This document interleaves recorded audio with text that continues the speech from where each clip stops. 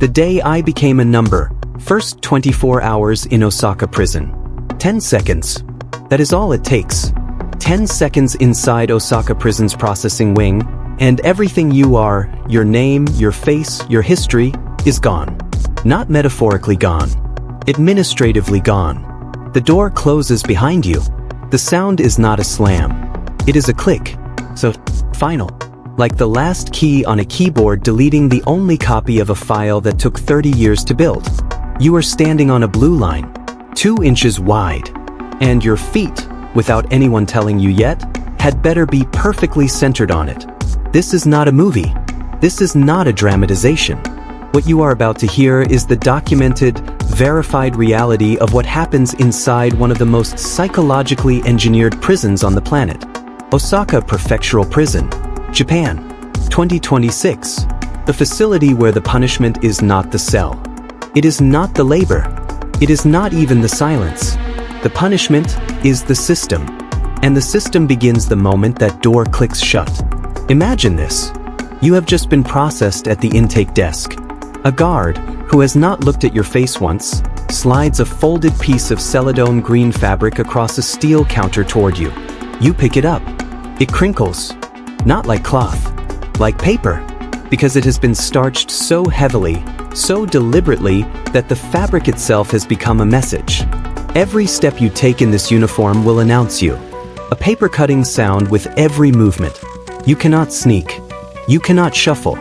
You cannot disappear into the background. The system hears you before the guards do. Now here is something most documentaries will not tell you. There are no buttons on that uniform. Think about that for a second. No buttons. Only string ties. Not because buttons are expensive. Because a button, in here, is a weapon. Or a method. The architects of this place have thought about your darkest moment more carefully than you have. That is the first lesson of Osaka Prison. They have already predicted your worst day. And they have quietly removed every tool you might reach for. Now look at your wrist. There is something there that was not there this morning. A white silicone band. Clinical. Almost like something you would wear to a wellness retreat. It is not wellness. It is surveillance. This is the 2026 biometric wristband. It is reading your heart rate right now. It is measuring the sweat level on your skin. And it is feeding that data, in real time, to an AI system the Japanese government calls Keimusho-AI. Here's the catch. This AI does not just watch for violence. It does not just flag aggression or movement. It watches your posture. If you are sitting at the wrong angle, even slightly off 90 degrees, a silent alert fires to the nearest guard's tablet. No alarm. No announcement. Just a notification. Like a like on a social media post. Except the post is your body. And the like means you are being watched more closely now. This is what I call the sensory void.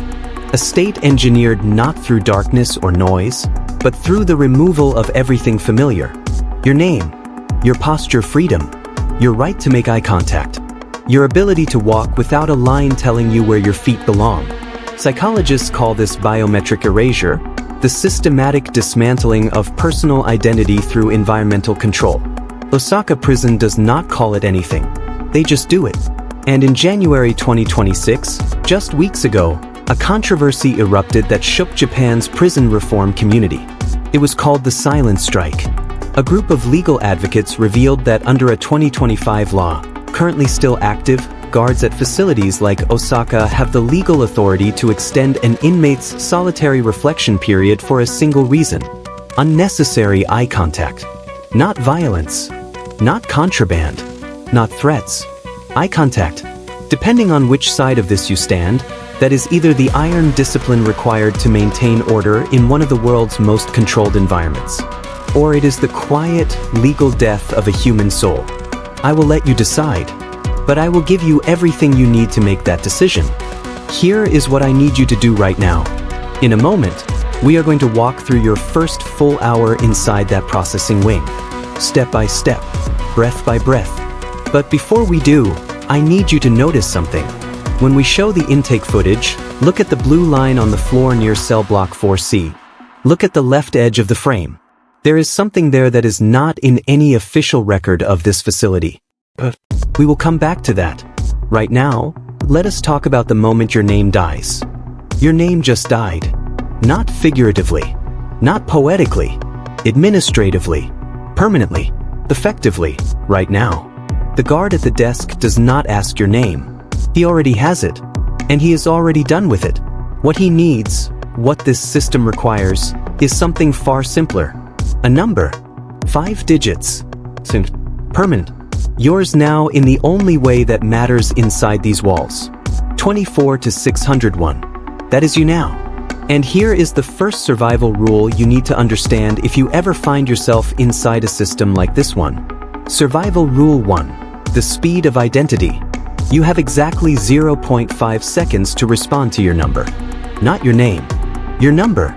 If a guard calls 24 to 601 and your body does not react, does not physically acknowledge, within half a second, you are flagged for what the system calls reprocessing. What does reprocessing mean? We will get to that. But understand this first. Half a second is not a reaction time. It is a reprogramming target. The human brain, under stress, in a foreign language, in a disorienting environment, does not naturally respond to a 5-digit code in half a second. That is not an accident. The system knows that. The timeline was designed with that knowledge built in. Now you are moving. The guard points, no words, just a finger, toward a room off the main corridor. You walk. You are on the blue line, 2 inches wide. Your feet must stay centered on it. You have not been told this yet, but the guard behind you already knows whether you are on it or off it, because the floor sensors know. The floor. Pressure-sensitive panels beneath the concrete surface track weight distribution in the processing wing. This is not confirmed in any public document released by Osaka Prefecture. But 3 separate former inmates, interviewed independently in different years, described the same experience. The moment they stepped slightly off the blue line, a guard corrected them without looking up. Think about what that means. Look closely at the floor in the intake footage. Look at the seams near the blue line. The grout lines are slightly wider than standard, slightly deeper. That detail is not in the architectural record. You enter the classification room. This is where the Keimusho-AI system conducts what it formally calls an admission profile assessment. What that means in practice is this. You sit exactly 90 degrees, back straight, hands on thighs, eyes forward, but not at the officer. Never at the officer. There is a rule here called the Hagosha, the gaze rule. You are forbidden from making eye contact with any correctional staff member. When addressed directly, your eyes must fall on the second button of the officer's shirt. Not the first. Not the chest. The second button. Eye contact, in the philosophy embedded in this facility, is a challenge, a dominance signal, a disruption to what the institution considers the natural order of this environment. In January 2026, legal advocates arguing against this rule called it, and I am quoting directly, the institutionalization of psychological submission. The government's counterargument was equally direct. This rule, they said, has reduced violent confrontations between staff and inmates by over 60% since its implementation. Here is the moral question this raises. If removing a man's right to look another man in the eye genuinely makes everyone safer, is it discipline? Or is it the engineering of a human being into something that no longer recognizes itself as human? That debate is happening right now. In Japan. In 2026. And nobody outside these walls is paying enough attention to it. Survival Rule 2. The Hagosha in practice. If you are ever in an authoritarian institutional environment, prison, detention, military processing, and the power differential is absolute, here is what psychologists confirm works. Pick a fixed, neutral point on the authority figure's body. Second button. Collar line. It signals non-aggression without submission posture, which can trigger a different kind of dominance response. You are not looking down. You are not looking up. You are occupying the middle space. That middle space, in environments built on hierarchy, is the safest coordinate you can stand on. Back to the classification room. The AI assessment is not a conversation. It is an observation. You are being watched. Your biometric wristband is transmitting. Your heart rate is logged. Your sweat response is measured. Your posture is tracked against a preloaded skeletal model in the Keimusho-AI database. If your heart rate spikes during this process, and it will, because you are a human being sitting in a concrete room being cataloged like a piece of inventory, the system flags you. The flag does not mean immediate punishment. It means the AI has marked your admission file with a behavioral predictor tag. Think of it as a credit score. Except instead of your financial trustworthiness, it is scoring your psychological compliance probability. And it follows you. From this room. Through every cell assignment. Every work grade decision. Every calorie tier allocation. That flag you earned in the first 10 minutes of your intake, because your heart was beating too fast while being processed, can affect whether you eat 2,200 calories a day or 2,600. Let that settle for a moment. Now your personal items are being cataloged. Your clothes are gone. Your phone is gone. Your wallet, your watch, your rings, gone. Each item placed into a clear sealed bag, labeled with your number. 24 to 601, not your name. Your number. Here is something specific that former inmates describe consistently. The moment the bag is sealed, that moment specifically, is when the psychological weight of identity loss becomes physically real for most people. Not the number assignment, not the uniform, the bag. Because the bag is tangible. You can see your life in there. Reduced to a clear plastic rectangle. Sitting on a shelf. Next to 40 other clear plastic rectangles. Each one a person. Each one a number. The room where these bags are stored, according to facility documentation, is called the Personal Effects Repository. 3 former inmates refer to it by a different name. They call it the Ghost Room. We could not find that name in any official document. But all 3 used it, independently, without knowing each other had said it. Survival Rule 3, the anchor object. Psychologists who work with solitary confinement survivors consistently identify one coping mechanism that works above all others in environments of identity erasure: the mental anchor object. Before the bag is sealed, before everything is taken, your brain needs to attach to one specific sensory memory from your life outside. A smell, texture, the specific weight of something you held every day. Not a person, not a place, a physical sensation. Because in the weeks ahead, in the SISA sessions, in the forced silence, in the blue line corridors, that sensory anchor is the thread that keeps the psychological self intact. This is not a comfort. It is a survival mechanism. And the science behind it is documented, peer-reviewed, and consistent. You are now fully processed. The uniform is on. The wristband is locked. The number is assigned. The bag is sealed and shelved in the ghost room. You have been inside Osaka Prison for less than 40 minutes. And already, the person who walked through that door no longer officially exists in this building. What exists is 24 to 601. And 24 to 601 is about to learn something that no intake document, no legal briefing, and no reform advocate's report will ever fully prepare you for. The social architecture of survival inside these walls is not built by the institution. It is built by the people the institution has already broken. And it has its own currency, its own hierarchy, its own law. A single piece of pickled radish can buy you a week of safety. And we are going to show you exactly how that economy works and who controls it. But first, go back to the intake footage. Cell block 4C, left edge of the frame. The figure standing near the processing desk at timestamp 014. He is not wearing a uniform. He is not a guard.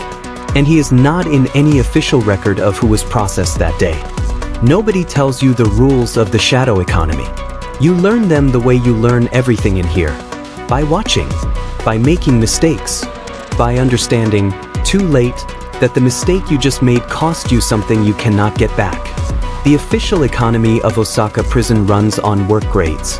The institution assigns you a grade based on behavior compliance, labor output, and AI assessment scores. That grade determines your calorie tier. 2,200, 2,400, or 2,600 calories per day. On paper, that sounds like a minor administrative difference. In practice, That 400-calorie gap between the bottom tier and the top tier is the difference between a body that can endure and a body that is slowly being worn down.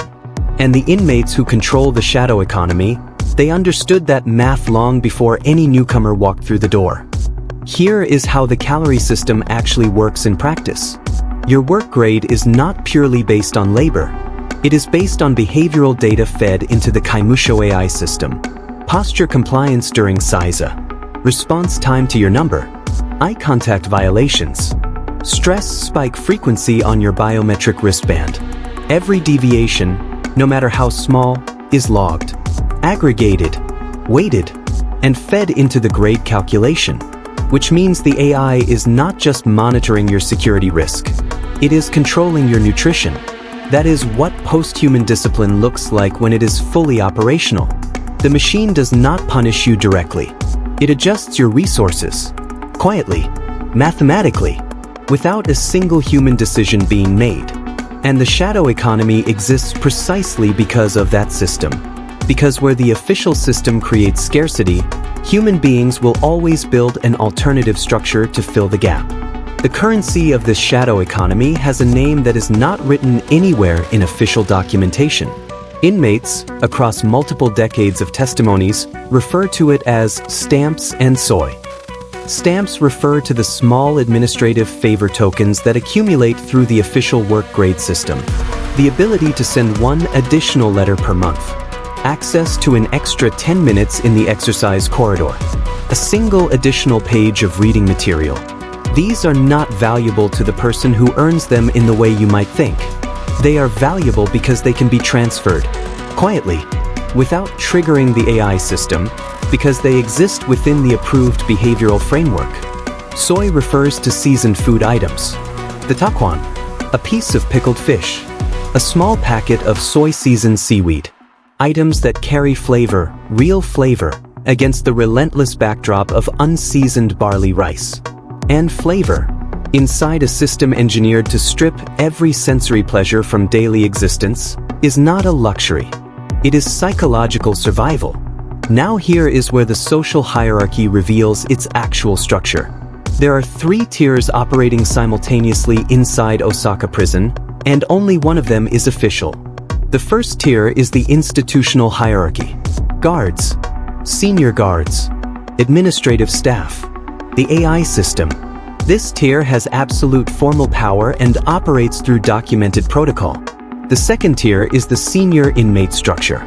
Long-term inmates, those who have been inside long enough to understand every rhythm of the system, occupy a social authority that the institution tacitly tolerates because it maintains order.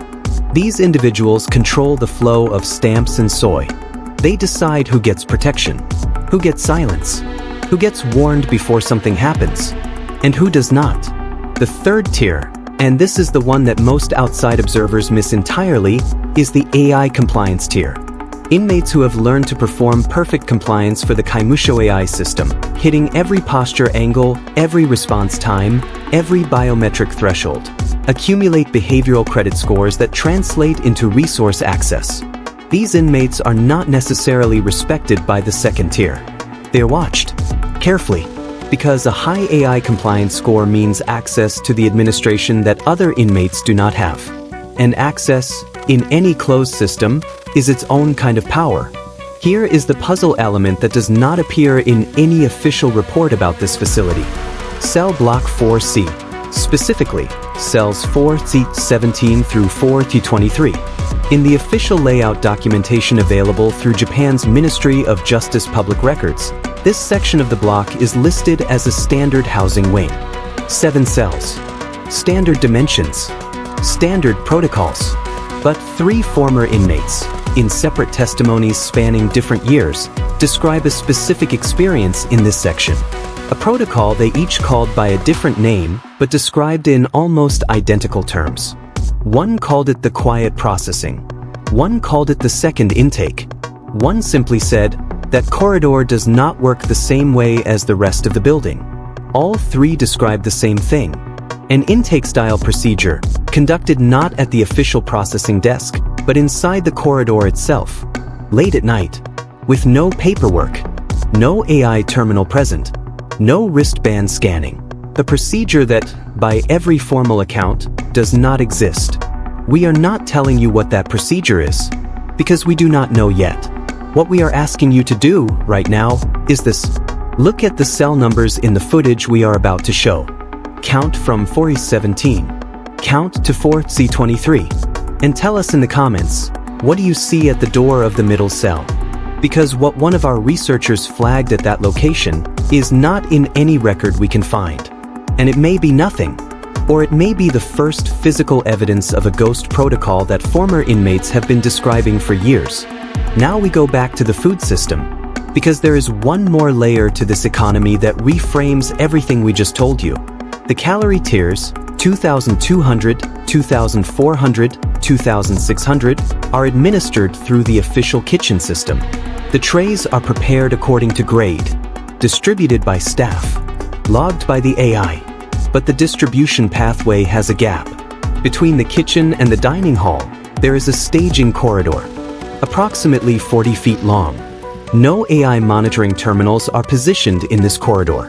The omnidirectional microphones cover it, but visual surveillance has a documented blind spot at the midpoint of this passage, created by a structural column that was part of the original Victorian-era wing of the building before the 2019 renovation. The renovation updated the security systems around it, but the column stayed, and the blind spot stayed with it. Former inmates described this 40-foot passage as the one location inside the facility where the AI system's reach has a measurable gap.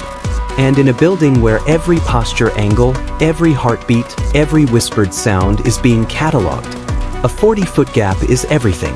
The shadow economy survives not because the institution ignores it.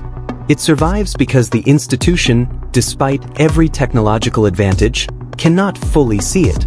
And that gap between what the system can see and what actually happens inside it is where every human story in this building lives. The question is, who controls that gap? And what they are willing to do to keep it? In the next section, we go inside the biological regime, the part of this system that even the reform advocates are reluctant to talk about in public. Because this is where the punishment stops being external and starts being written directly onto the body. The body is the last thing they control. And in Osaka Prison, they control it completely.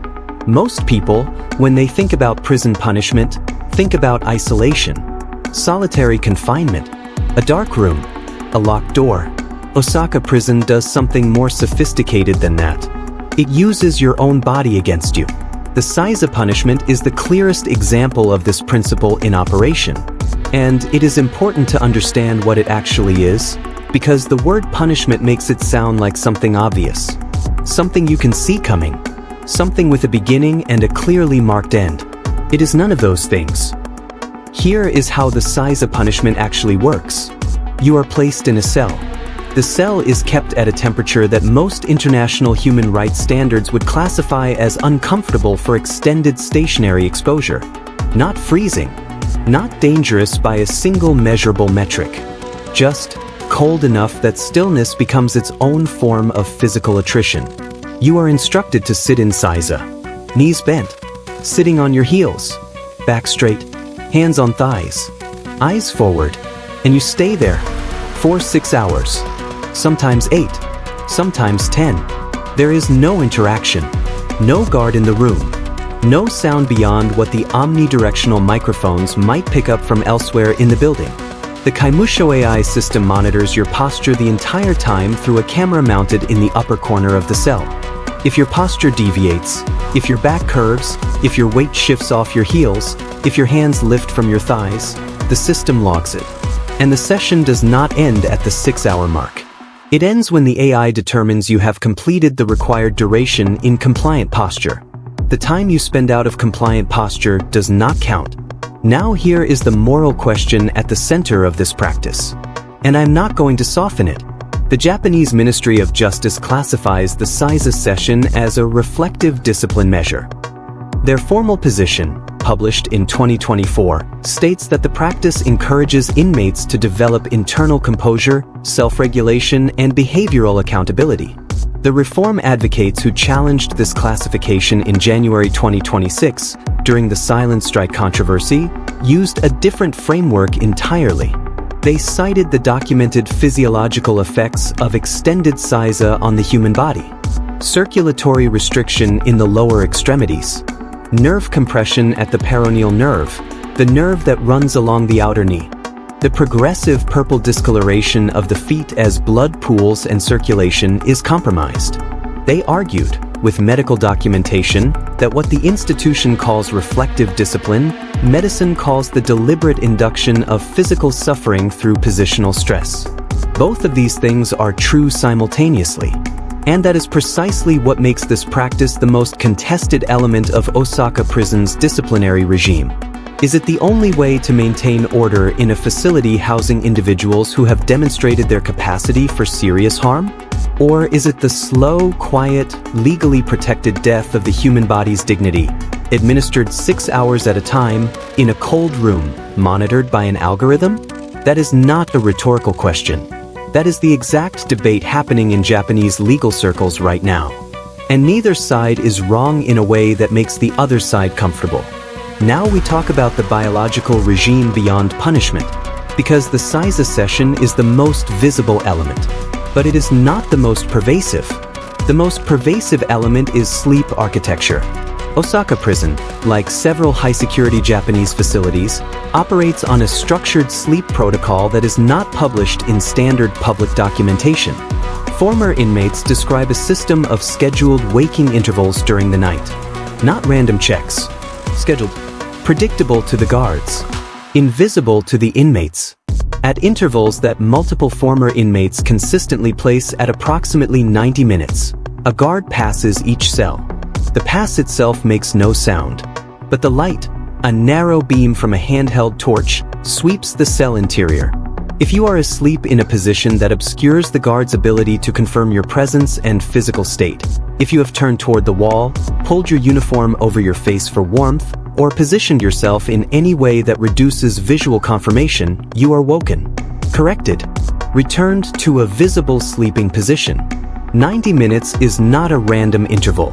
It corresponds almost exactly to the average length of a human sleep cycle, the point at which the brain transitions from light to deep sleep, and from deep sleep toward REM.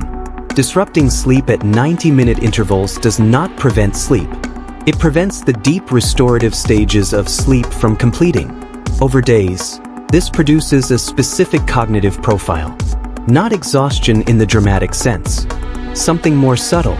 A reduction in the capacity for emotional regulation. A narrowing of the ability to plan forward. A flattening of the psychological response to stress. The institution produces, through sleep architecture, a more compliant inmate. And it does it without ever touching them. Survival Rule 4. Sleep under hostile conditions. Sleep scientists who study populations in high surveillance, high-stress institutional environments, military, medical, correctional, consistently identify one practice that partially compensates for interrupted sleep cycles. Controlled micro-rest. In the intervals between the 90-minute disruption points, the brain can be trained to front-load its restorative processing into the first 60 minutes of each sleep window. This requires a deliberate pre-sleep protocol. Controlled breathing. Progressive muscle relaxation starting from the extremities. Mental disengagement from the immediate environment through structured visualization. It does not fully replace uninterrupted sleep. Nothing does. But it is the difference, over weeks, between a mind that retains its capacity for clear judgment and a mind that has been quietly worn to the point where resistance to the system feels not impossible, but simply not worth the effort. That distinction, that specific psychological threshold, is what the sleep architecture is designed to reach. Now we reach the element of the biological regime that sits at the intersection of the ancient and the post-human. And visually, it is the most striking contrast this facility produces. On your left wrist, the 2026 Biometric wristband. White silicone. Clinical. Monitoring your heart rate, your sweat levels, your stress responses in real time. Feeding data to an AI system that is making decisions about your nutrition, your housing assignment, your behavioral classification. On the floor of your cell, a wooden panel, covering a hole. That's it. In the older wings of Osaka Prison, wings that predate the 2019 renovation, the toilet infrastructure was not updated. The renovation budget covered surveillance technology, AI terminal installation, biometric wristband integration, and structural reinforcement. It did not cover plumbing in the legacy wings. So in those cells, in 2026, an inmate wearing a biometric wristband that feeds real-time psychological data to an artificial intelligence system squats over a hole in a wooden floor to relieve themselves. That image is not symbolic. It is not a metaphor. It is the literal, documented, physical reality of those cells. That contrast, the wristband and the wooden hole, is the clearest possible image of what AI sentencing and post-human discipline actually look like when they are applied inside a system that never finished updating itself. The technology advanced. The infrastructure did not. And the human being caught between them, wearing the future on one wrist while crouching over the past beneath their feet, is the person this system was designed to correct. Whether that design is working, or whether it is producing something far more damaging than the behavior it was built to address, is a question that Japan's prison reform community is asking with increasing urgency. And it is a question that the legal architecture of this facility, which we are about to examine, is specifically designed to make very difficult to answer from the outside. Because the legal framework surrounding Osaka Prison does not just restrict what inmates can do. It restricts what anyone on the outside can see. And in the next section, we are going to show you exactly how that works. How the legal structure creates what former advocates call a black hole, a zone where the normal rules of transparency, accountability, and human rights documentation simply do not apply in the ways you would expect. And we are going to show you the specific legal mechanism, passed quietly in 2025, that made that black hole significantly larger. Here is something most people do not understand about Osaka Prison. The walls are not the barrier. The paperwork is. Japan's prison legal framework operates under a document called the Act on Penal Institutions and Treatment of Sentenced Prisoners, amended most recently in 2022, with additional ministerial directives added quietly in 2025. Those 2025 directives are the ones that matter for what we are about to discuss. Because those directives, specific clauses that received almost no international media coverage, expanded the definition of what constitutes a security-sensitive communication inside a Japanese correctional facility. Under the pre-2025 framework, security-sensitive communications were defined primarily as correspondence that contained specific operational information, escape plans, contraband coordination, threats. Under the 2025 directives, the definition was expanded to include communications that could reasonably be interpreted as damaging to institutional order or staff authority. Read that again. Communications that could reasonably be interpreted as damaging to institutional order. What that expanded definition means in practice is this. A letter from an inmate to a family member describing the conditions of their confinement, the temperature of their cell, the duration of a siza session, the experience of sleep disruption, can now be reviewed, delayed, or withheld under the security-sensitive communication classification. Not because it contains operational information, because it contains information that could damage institutional order. In other words, the legal mechanism that was designed to prevent dangerous information from leaving the facility has been extended to cover inconvenient information. And the person reviewing that classification decision is not an independent judicial officer. It is the administrative staff of the facility itself. Now here is where the legal black hole becomes fully visible. For a legal challenge to be mounted against conditions inside Osaka Prison, against the siza duration, the sleep disruption protocol, the biometric surveillance system, the calorie tier structure, a complainant needs documentation, medical records showing physiological damage, testimony from witnesses, correspondence demonstrating a pattern of treatment over time. The medical records generated inside the facility are classified as internal administrative documents. Access requires a formal legal request that must be approved by the facility administration. Witness testimony from other inmates requires those inmates to file formal complaints. A formal complaint, under the 2025 directives, is itself a communication that can be reviewed under the security-sensitive classification. And the correspondence, the letters, we just told you about those. The legal black hole is not a metaphor. It is a procedural architecture. Each layer of it was built from legitimate institutional logic. Security, order, staff authority, administrative efficiency. But the cumulative effect of those layers, stacked on top of each other, is a system where the evidence required to challenge the system legally cannot leave the system without the system's approval. Survival Rule 5. Documentation under a closed system. Human rights advocates who work with populations inside legally restrictive institutional environments have developed a specific protocol for this exact situation. The body remembers what the paper cannot carry. Former inmates, upon release, are coached to produce what advocates call a somatic record, an immediate, detailed, chronological account of physical experiences during confinement, not emotional descriptions, physical ones, temperatures, durations, specific bodily sensations, the color of a bruise, the number of hours in a position, the exact frequency of a disruption. This somatic record, produced immediately after release, before memory degrades, has become one of the primary documentation tools used by legal advocates challenging conditions in facilities where internal documentation is administratively controlled. It is not a perfect solution. Courts weigh it differently than formal records, but it is what exists. And in the absence of anything else, it is everything. Now I want to talk directly to you for a moment, because this is the part of the story where most documentaries wrap up with a summary, a clean conclusion, a call to action that makes everyone feel like the problem has been named and therefore partially solved.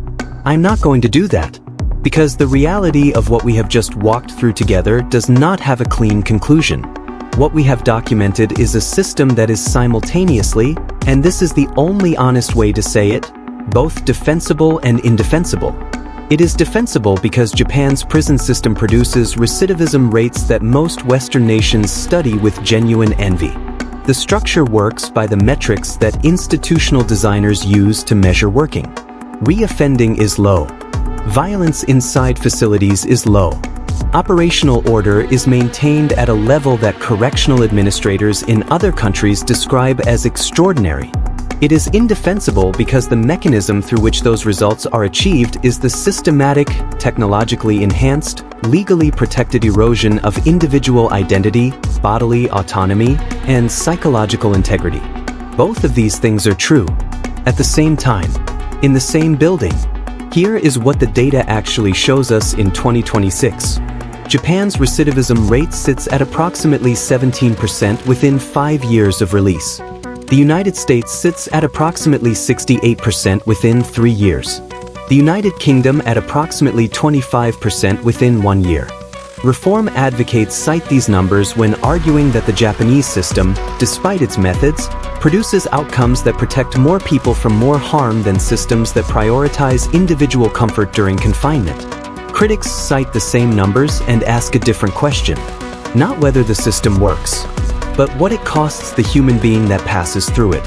Because the research on long-term psychological outcomes for inmates in high-control, identity-suppressive environments, the research that exists, which is less comprehensive than it should be, suggests that the compliance produced inside these facilities does not always survive contact with the outside world intact. What emerges, in a meaningful percentage of cases, is not a rehabilitated individual. It is a person whose capacity for self-directed social navigation has been so thoroughly externally managed for so long that the absence of the system, the absence of the blue line and the number and the biometric wristband and the AI posture monitor, produces its own form of psychological crisis. The system that produced the low recidivism rate may also be producing the conditions that make reintegration genuinely harder than the statistics suggest. We do not have enough independent research inside this facility to say that definitively. And the 2025 legal directives, as we have shown you, make obtaining that research significantly harder than it was before. Now, the digital detective element we placed at the beginning of this documentary. Cell block 4C, cells 17 through 23. The figure near the processing desk at the left edge of the intake footage. The microphone on the ceiling of the ghost room corridor with the folded paper over its sensor. We placed those details deliberately because one of the defining characteristics of closed institutional systems, systems where documentation is administratively controlled and legal access is procedurally restricted, is that the evidence of what actually happens inside them almost never comes from official sources. It comes from the edges of frames, from details that survive in testimonies because they are too specific to be invented, from the consistency of descriptions across people who never met each other and had no reason to coordinate their accounts. We are not telling you what the figure near the processing desk is. We are not telling you what the paper over the microphone sensor means. We are not telling you what happens in cells 4C17 through 4C23 after lights out. We are telling you that 3 independent sources describe the same things, in different years, with details that align in ways that random fabrication does not produce. What you do with that is up to you. Here is what I want to leave you with. Not a verdict, not a position, a question that I think is worth carrying with you after this. We are living in a moment, 2026, where the technology of surveillance, behavioral prediction, and identity management has outpaced the legal and ethical frameworks that were designed to govern it. Not just in Japan, everywhere. The Keimusho-AI system monitoring posture angles and stress responses inside Osaka Prison is not a uniquely Japanese invention. The biometric wristband reading your sweat levels is not a technology that exists only behind prison walls. The principle of using behavioral data to allocate resources, to determine who gets more and who gets less based on algorithmic compliance scoring, is not a principle that lives only inside correctional facilities. It is a principle that is moving outward into hiring systems, credit systems, insurance systems, social scoring frameworks. The prison, in this reading, is not an exception to the society around it. It is a preview of it. And the question of whether the discipline it produces is order or erasure, whether the compliance it generates is safety or the death of the soul, is not a question about inmates in celadone green uniforms on a blue floor line in Osaka. It is a question about all of us. The day you became a number, it did not start with a crime. It started with a door clicking shut, and a blue line beneath your feet, and a wristband on your wrist that already knew your heart was beating too fast.